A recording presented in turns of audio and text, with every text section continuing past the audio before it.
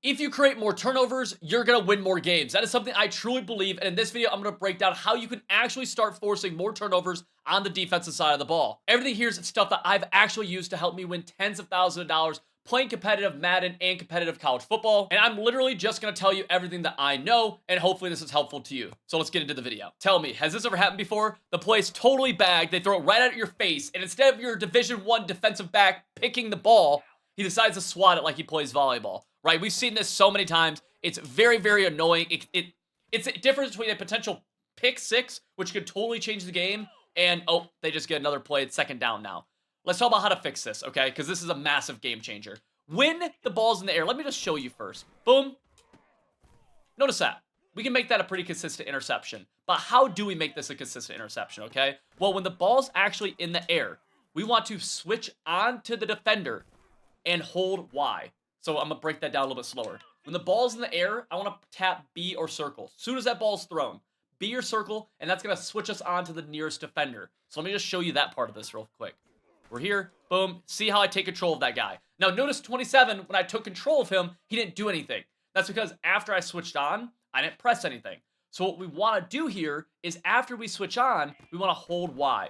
So throw it, hold Y. Now we're able to get that interception. This is a game changer because, again, picks and incompletions are massive, and getting turnovers we all know are huge. This also can apply to deep balls too. Nice. That is something that just happens in football, baby, I guess. Especially in college football, 25. But we can switch on to deep defenders and undercut the ball as well, things like that. Balls in the air, tap B or circle, then hold Y. Sometimes you'll find yourself having to reposition yourself. So right here, I'm going to lob up Y. I'm going to click on. And notice I can move my defender, and I can put him in different spots. This could be really used for undercutting the ball, for getting closer, for, if the ball's a little bit out of reach, whatever it might be. Right here, you'll kind of see me super undercut it and almost go backwards for a step. Then we pitch it. Oh, gosh. Oh, gosh. Oh, no. Okay, a big man got the ball. That was worth it. Tap B or circle when the ball's in the air and then go for the pick. That's called clicking on and going for the pick. That's huge. You got to start doing it. And so much of this can come down to play calling. So if you want a full defensive scheme that I'm running right now in College Football 25, we just dropped it over on civil.gg, which you can get for 30% off using code CIVIL30. This will contain the best blitzes in the game, the best coverage in the game, how to stop all types of run plays, and you'll be joining over 2,000 active members, 98% of whom say that they've won more games since joining. Again, the link to that is at the top of the description, and you'll unlock not only our defensive scheme, but everything we have on the site. It's over 200 individual pieces of content. That's a lot of stuff that's going to help you win more games. Now, let's get back to the video. Now, our next few segments are all going to build off of one another. We're essentially creating a foundation for a defense that can create turnovers. We got one of the mechanics down, which is clicking on, but now let's put ourselves in positions to where we can really click on and get some turnovers. So, when it comes to play calling, which is obviously very important here, let me just call a pass play. I'll get my face cam out of my play call screen. When it comes to play calling, in this case, for what we're talking about here, I don't care about what formation you choose or anything like that. Now, I have my favorite formations. Those are over on civil.gg. We have full schemes out of them. But right now, we're going to focus just out of, let's go nickel over. And I want you to call either cover 3 or cover 4. Now, which of these you call, I do not care. Okay? You call cover 3 match. You could call cover 3 Buzz Mabel. You could call cover 3 Sky. These are all different plays. But what we're going to do to them makes it all the same, okay? And that goes for the different cover 4s. Cover 4 palms, cover 4 quarters, cover 4 drop.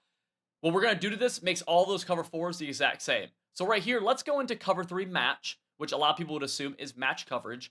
And whenever I'm defending the pass, I always use my right stick, and I put my shell on cover 2. Okay, that's just what I like against the pass. It just does a better job with 2 high safeties. We can do some cool things from this. Now, what we're going to do that makes all the cover 3s the same and all the cover 4s the same is Y or triangle down on the right stick. That's going to shade our coverage underneath. All of them will essentially play just like this right now, whether it's cover 3, cover 4, right? There'll be a different amount of deep zones, but it's all going to be this. It'll be regular coverage and not match either. So keep that in mind. They'll all play the same. The reason I say to do this is because you'll find a lot of people online, and the CPU too, are really big on throwing the flats. And if you don't take away the flats, they will throw the flats consistently. Something you'll see a lot of people do is something like this, where they'll put like zig routes on the field, and they're just not very good at making the reads, and they'll throw the ball essentially to you without you having to do really, really anything. Like, a lot of people will make these bad reads, or you'll be able to tackle them for a short gain.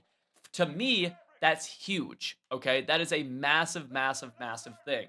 Now, the next reason I like doing this, of having my CPU takeaway underneath, is that it's easier for us to bait over top, okay? And what I mean by over top in this instance is kind of the intermediate area of the field. What would that be? Right here, it could be a in route over the middle, right? That's not a deep route. That's not a short route either, obviously. That's an intermediate route, right? Let's go to something like this on the left side. You'll kind of see what I mean again. Let's go here. Okay, this corner route, he's not really a deep route. He's more of an intermediate route, right? He's about 22 yards. It's not like a streak or like a really deep post. He's getting close to deep territory. But that area of the field is way easier to bait than it is to bait going down, okay? So what I mean by that is when we are playing this style of defense, we're going to go more into detail here, and we're covering underneath.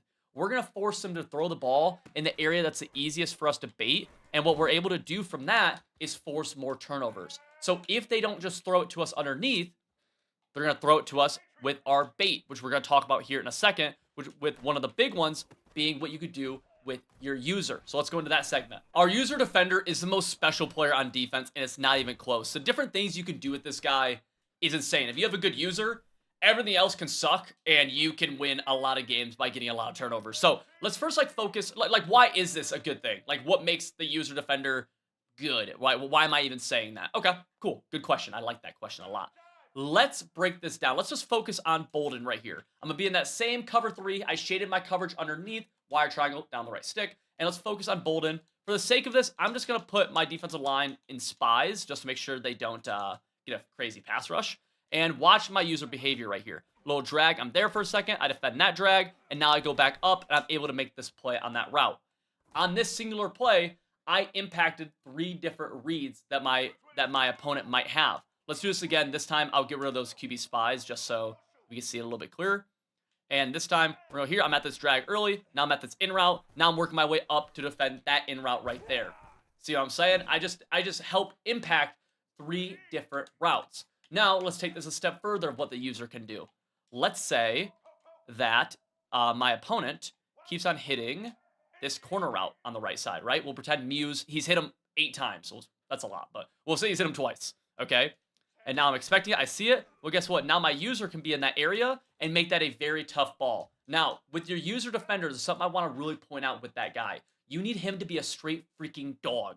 So we want him to be a real athlete. If we're at the formation screen right here, we can press wire triangle and then scroll down and go choose some athletes to go right here at our user spot, okay? User spot's typically going to be the middle linebacker. So in this case, I might click on Borrow, and I don't know if he's good or not, but we'll pretend he's not. And we'll say Stevens is an athletic specimen. So we're going to put Stevens right here. And then Bolden, this guy actually kind of is slow and fat. We're going to put, I'm going to call him Steve Smith Jr., even though I know that's definitely probably not his name. We're going to put him here because that's going to give us more range and be able to play more routes. So then if they're doing something like I showed you where, maybe they're attacking with a corner route, well, Smith Jr. might be a little bit faster, be able to play that, and now, we could be there. Wow. Sometimes the game does dumb out. Like right there, it was kind of bad by the game. We'll do it again just to show you that if that happens, I'm sorry. It's also, I'm using 2 controllers right now, so that is fun. But you see what I'm saying? Like now we're able to be here with our user, and we're able to help make a play, and actually we get an interception right there, which is beautiful. So, in the same style of defense, I can go from defending in routes to defending corner routes, right? Right here, in route, in route, in route. Then I'm able to, go and be versatile. That's huge on a defense because it allows you to take away different popular routes that your opponent is running, and they're showing you that they want to hit. This is also good against the CPU because the CPU has routes that they want to hit too, and by taking away stuff that's getting open, you're taking away the stuff that they can throw, right? You can get user picks on the CPU. Big rules of thumb with the user. At first, I'm all left stick, and then when I decide on a direction I need to run, like right here, if I need to go up, I'm going to hold right trigger to go up, right? That's holding turbo, right trigger is. That's going to go up and go full speed, right? If I'm trying to get to this corner route, I'm going to spy my defensive line for a second.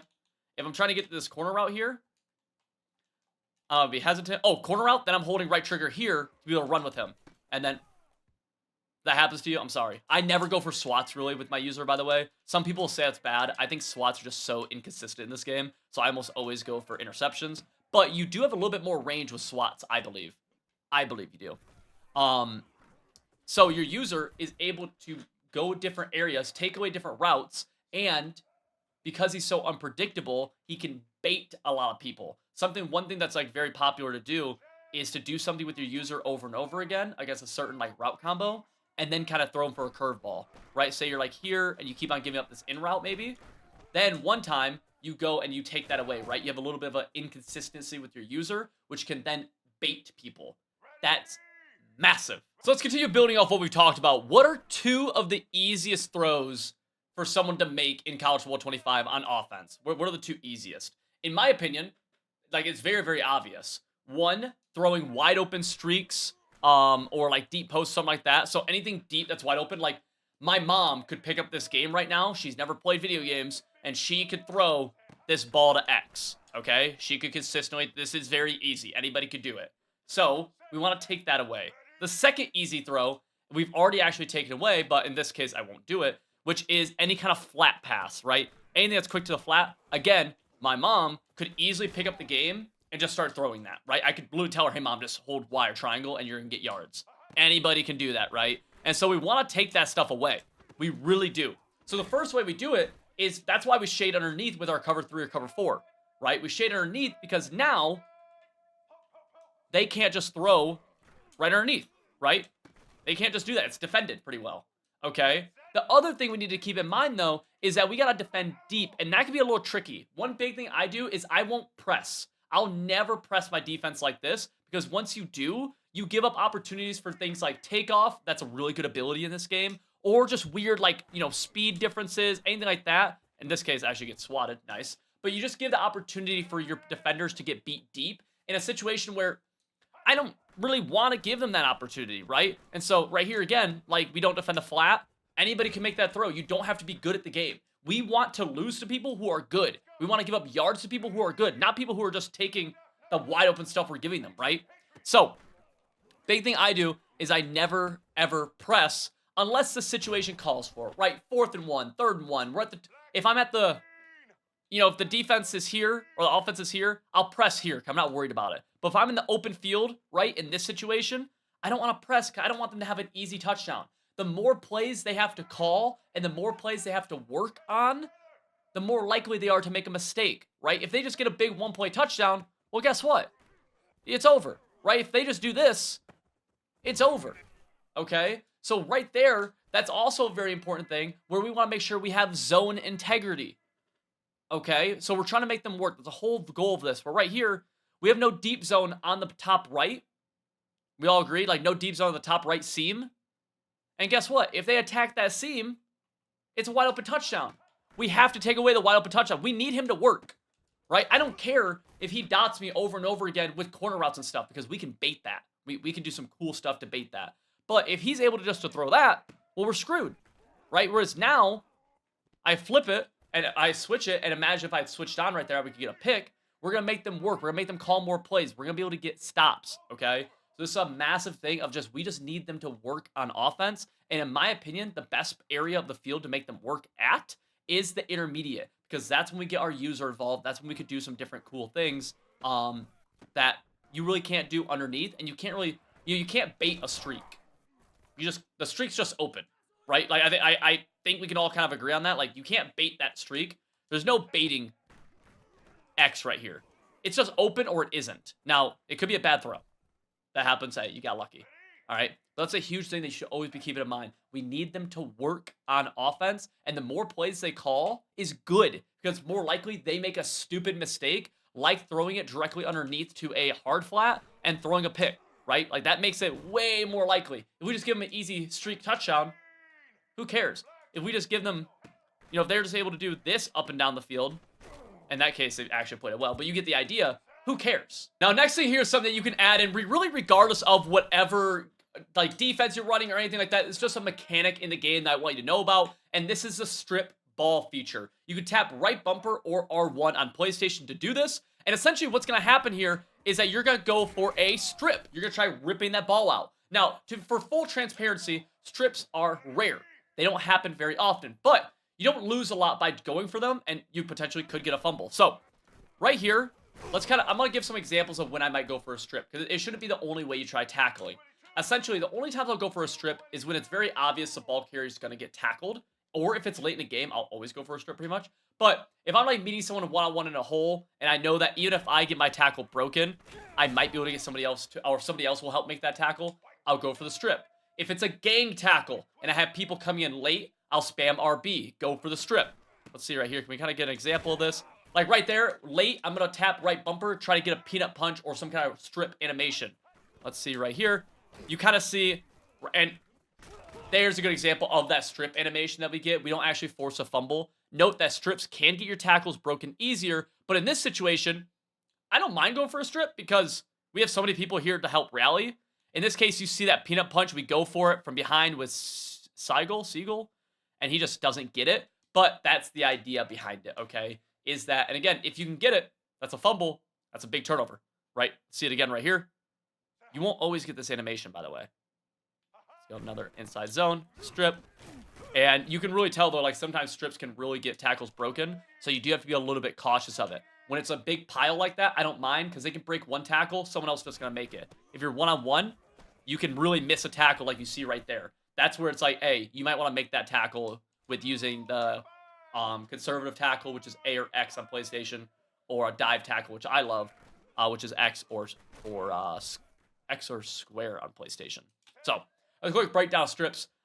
Easy to add into your game, and it's something that I think does make a big difference. And I've gotten a lot of strips over the years, so just something to keep in mind. So one of the biggest things when it comes to forcing turnovers is actually utilizing a brand new feature in the game called Switch Stick. Switch Stick is a straight dog. You want to be switch sticky, I promise you. So first, let's talk about what is Switch Stick. Then I'm gonna explain to you how to do it. Then I'm gonna give you a use case. Okay? Sound good? Beautiful. Switch Stick is essentially, look, I'm on fields right here. We're gonna spy my defensive line for a second, just so I don't get a pass rush. I'm on fields. Then I'm gonna flick my right stick in any direction. Let's go up, and now I'm on this guy. Now I'm gonna go down, and I'm on this guy. Now I'm gonna flick my right stick to the left, and I'm on this guy. This is different than tapping B or circle. Okay, tapping B or circle just puts you on the closest defender to the quarterback or to the ball. Okay, the right stick though will let you actually put your defender onto whoever you want to go to.